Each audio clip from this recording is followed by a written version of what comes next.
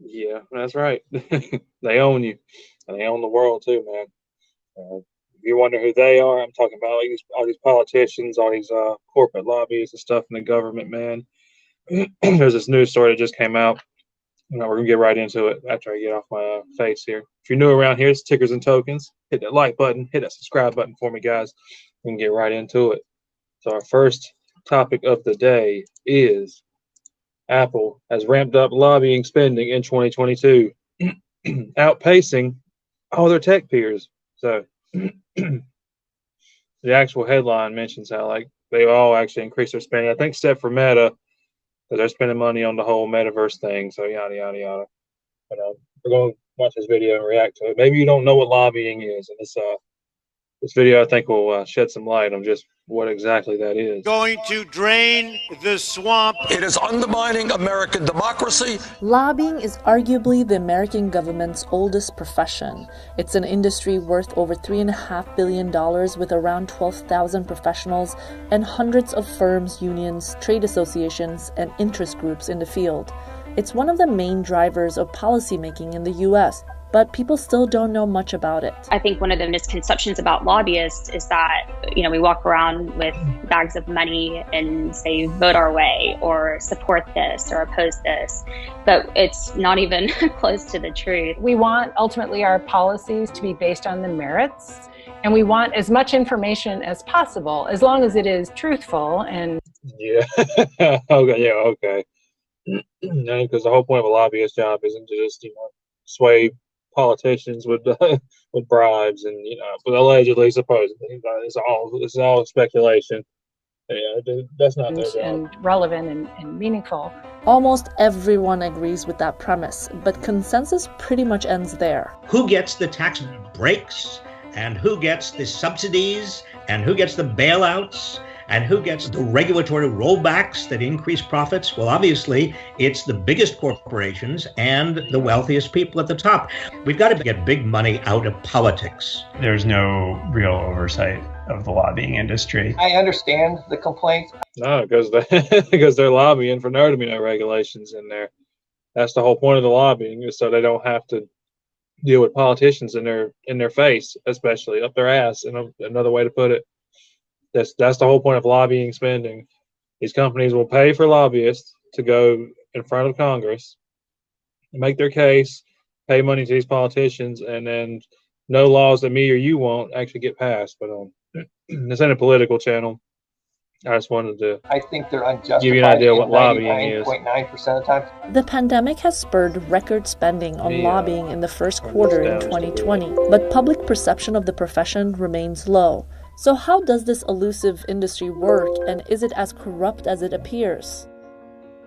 My name is Marcy McSwain, and I work as a lobbyist. Marcy started her own firm in early 2019. Before that, she worked nearly a decade for former congressmen. What is she doing in this video? She just like, wait, hold on. I gotta go find my talking points because I done got confused. What? Get the hell out of here, dude. Ray McGrath. Lobbyists need to be the most trustworthy people. You can't have a job in this town very long if you're trying to trick shit up, man. If you don't equip. I guarantee you, if you go do a poll on anybody, I mean just any average American, if you ask them like, what do you think's a most trustworthy job? Like politician, lobbyist, lawyer. They're gonna be like, no, all those people are liars. Let's just be real. Everybody kind of knows that lobbyists are there just to corrupt the system. Like let's not play games. Member of Congress with information that's going to be helpful to his or her district. Lobbying is an age-old profession that dates back to when the Constitution was created. Experts claim the framers included the practice intentionally to make sure no one interest group became too powerful. The ability of individuals, groups, and corporations to lobby the government was therefore protected by the right to petition in the First Amendment. But there's a sense that, Yeah, I can see that. I can see where it originated from, the right to petition, the right to assemble. We have under the First Amendment, but what we got now is a completely bastardized version of that, guys. I'm just going to be honest with you. Like, we got all these rich, they didn't have these mega cap $1 trillion companies back when we started, having lobbying in the government. They didn't have $1 trillion companies in the 1700s.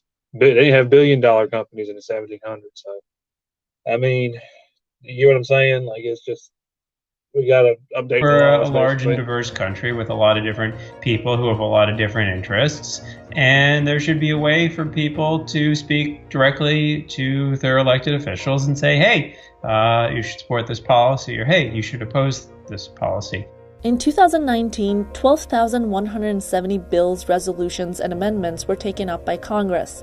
Many more thousand were killed. With about 12,000 professionals at trade associations, in-house, unions, or private firms, lobbyists play a major role in American policymaking. I think there's a popular perception that lobbyists come in and do all this sweet talking, lay down piles of cash, lavish dinners, and get what they want. Now, in reality, lobbying is much more boring. It's making the same argument over and over again. It's slowly building coalitions. It's talking to lots of different people and trying to build a case for your client or your perspective. You go to a breakfast fundraiser in the morning, then you go to work, you do your job, then you go to a lunch fundraiser, then you come back, then you have another committee hearing or a markup, or you go start calling on your offices, and then you'd go to a cocktail fundraiser, and then you go to a dinner fundraiser, and then you rinse and repeat. Sip on wine and eat a few pieces of shrimp and stuff, and you get to go meet with rich cohorts and stuff. And it's all on the up and up. And there's no issues here at all. Yeah, the government's running just fine. We all know that. We all know how well the government is running right now. And with the massive interest rates coming and the global recession that might be on the horizon, I think we're doing pretty well. Yeah, we ain't got to worry about nothing like this, do we? Jimmy Williams lives on a 50-acre farm in rural South Carolina. But before moving back here, he spent nearly 20 years. I did it. And I should never be. Is that there are only 24 hours in the day. And these representatives, these senators, they may not have time or make time to seek alternative perspectives. And especially when those alternative perspectives are coming from groups or individuals that do not have the ability to make campaign donations. Man, you just gave away the ghost right there, guys. Like, I mean, they shouldn't be listening to guys who can't donate to their campaign. I mean, that's you're just basically saying money is free speech, and that if you have money, you're the only one who should be listened to. That I don't like that, man. And I can see, am I crazy? Like, y'all see where the issue is here, right? I know we were talking about Apple, so you're probably wondering where my point is with all this. And it's the fact that, like, these companies, guys, they really just run the world, and it seems like there's almost nothing we can really do to even stop it. So we can either try to fight it, or these companies really just own the world. So I feel like you want to try to at least own a couple of them. That's just the way I look at it. I mean, Apple spent the most. Well, I think Amazon actually spent the most, if I remember from the article right. And Meta was number 2, even though theirs actually decreased. So Meta's been in a lot of hot water. Google has been too, over the antitrust stuff. Microsoft's been hit a few times as well. So, like, on paper, they're trying to stop these companies from, just owning everything. But I mean, I say if they're gonna own everything, I want to own a piece of those companies. That's my whole point of this video, really. Is that, like, if we're gonna head to this nihilistic, own the world by a few people kind of, oligarchy kind of thing going on, I want a piece of the companies. I want a piece of the action. I want a slice of the pie. In other words, got Trump on here.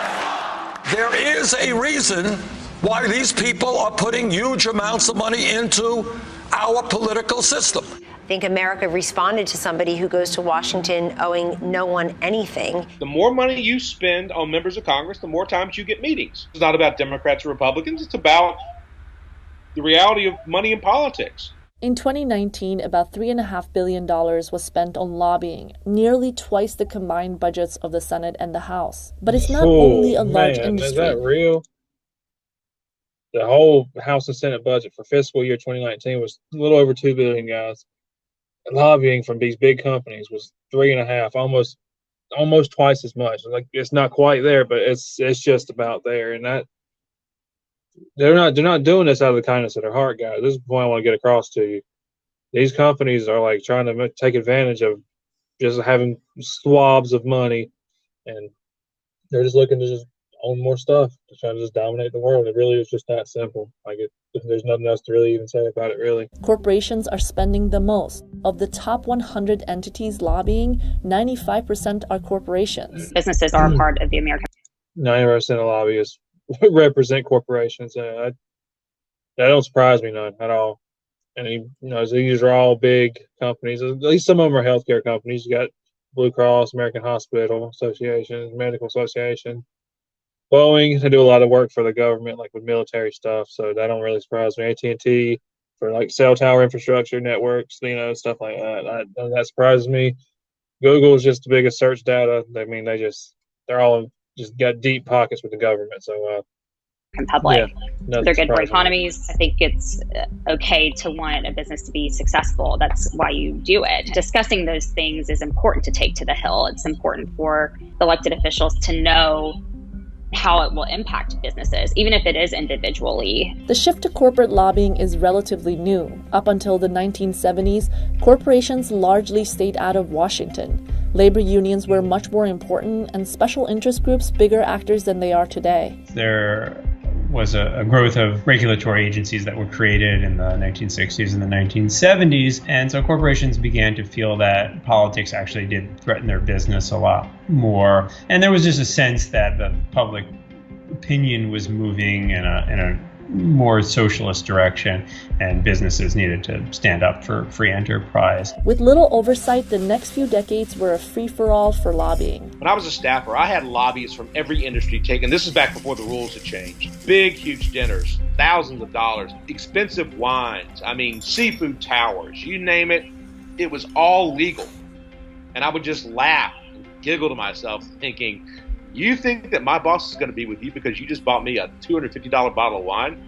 You're full of The rule changes that Jimmy is referring to are laws that were passed in the aftermath of one of the biggest lobbying scandals in American history.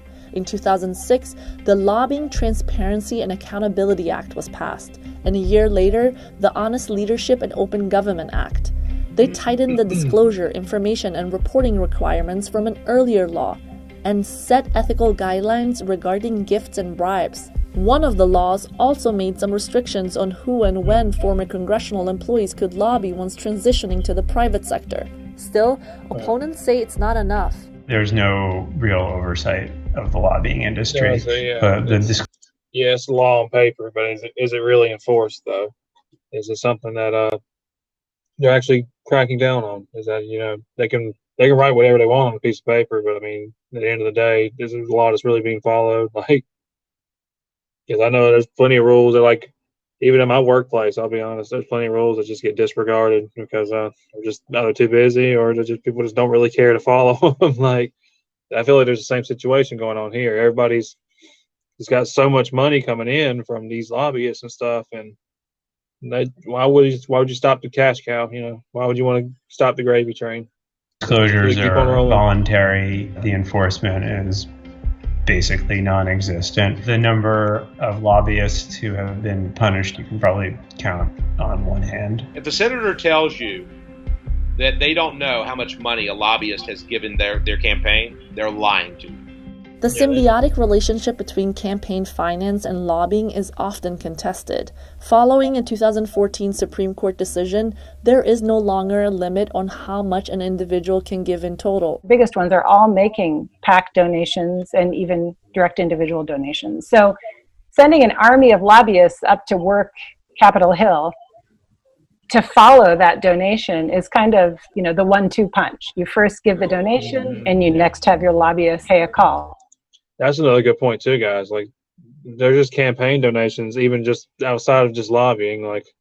The people just give the lobbyists money to go donate more. But these big individuals, big institutions, all these elite individuals and stuff, they already spend a lot of money on the government and spend a lot of money just enforcing policy their way, So, it's just all one big circle jerk. I hate to say it, but it is. Looking through public records, almost every famous, my favorite quote is from George Carlin. He used to always say, "It's one big club, and you ain't in it." Major entity who Not in spends it. on lobbying also donates to campaigns. Wall Street, for example, spent over a I record seen your $2 boy billion Biden's name on in there. the public records. Almost Oh, every major yep. entity Look who at all these spends on contributors. Look at all these lobbying corrupt also politicians. donates Bernie, to campaigns. even Bernie. Wall Come on Street, for now. example, spent over a record $2 billion on the 2016 presidential election. I, for one, if you said that everybody in this country could not make a political donation, I would jump up and down for joy for that. And I think 99.9% of my colleagues would as well. It's not us you have to turn to. It's the House, the Senate, and the White House, and anybody else who asks for a campaign donation. After spending 5 years with trade associations, Jimmy moved to the for-profit firms. That's when things changed. It was very rewarding financially because I got paid a lot more. But at the same time, I was then beginning to figure out that people didn't give a damn about my knowledge of banking or of the real estate industry. It was all about checks. No one gave a damn about anything other than who I knew and how much would it cost for us to write checks to get into those offices, i.e. campaign donations. And that was a big turnoff. And I wasn't happy with that. Studies are divided about the impact of campaign donations on the corporation's bottom line. For example, a 2017 study found that the victory of a company's preferred candidate only increases the firm's value by 0.05%. But that study didn't consider lobbying. The Sunlight Foundation examined 14. Still quite a bit of money when you're talking about billion-dollar, trillion-dollar companies, though. I mean, a 1% for a billion-dollar company is $10 million.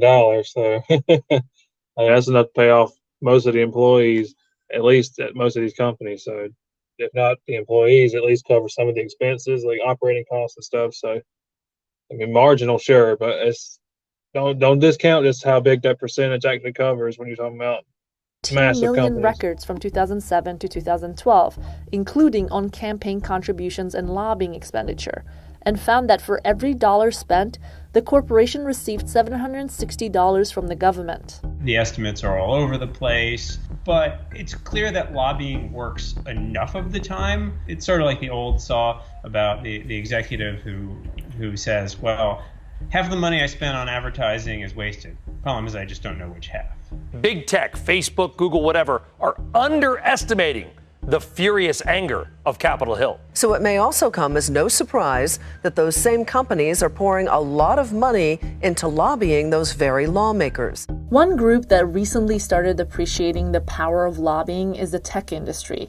Dogged by their handling of consumer data, misinformation, and harmful content after the 2016 election, the tech giants entered Washington full force. In 2019, Amazon, Facebook, Google, and Apple spent over $50 million on lobbying. In the 80s, Microsoft. It was 69 million as of 2022 across all of them: Microsoft, Google, Amazon, all of them. That's I didn't see Tesla in there, but the thing about Tesla is they should be a beneficiary of the EV tax credits that are coming down the pipeline from Biden in the next maybe year or two. So I think Biden's going to make a lot of moves in his last year. I think it's going to really pump the EV market and just AI in general. Like there's going to be a lot of regulation towards artificial intelligence coming in, and a lot of these companies are going to be the ones spearheading the entire. Like I said, they lobby the government. They control it. So they're going to be the ones really spearheading the push for the government to do what they got to do. Microsoft was kind of the big dog, and they were losing in antitrust issues and finally kind of decided if you can't beat them, join them instead of shop in Washington. And that has been true for tech too. When it comes to advertising and investment and R&D and all those things, lobbying is just as important as everybody else. If you don't believe me, ask Google. They're about to get slapped out by the Department of Justice, aren't they? Google is hired up. Smart move. Very smart. Yeah, this is how they get out of these antitrust though, man, because of the lobbyists. And how you feel, how you want to feel about it. I know I don't really care for it, but if it's going to be happening anyway, I'm taking advantage of it. So my portfolio is actually very overweight tech stocks. I'll be honest. Yeah, they've gone down this year, but these companies, like they're in deep with the government, guys, and they got staying power. They do. They got staying power. They got room to grow because there's new technologies being made. Yeah, my portfolio is very, very heavy in tech stocks. I'll be honest. I really wanted to bring this up, make sure y'all know what the government's doing behind your back, and know that they actually own a good portion of these companies, guys. Like a lot of these politicians actually do own these big tech companies, and that's why they're willing to accept these lobbyist dollars. And like I said, it's all theory, conspiracy. I'm just a guy on YouTube, and nothing I said is financial advice. Nothing I said is political advice. I'm just a guy on YouTube. So I'm gonna actually end it right here, guys. Leave a like and subscribe if you enjoyed the video, and I'm out.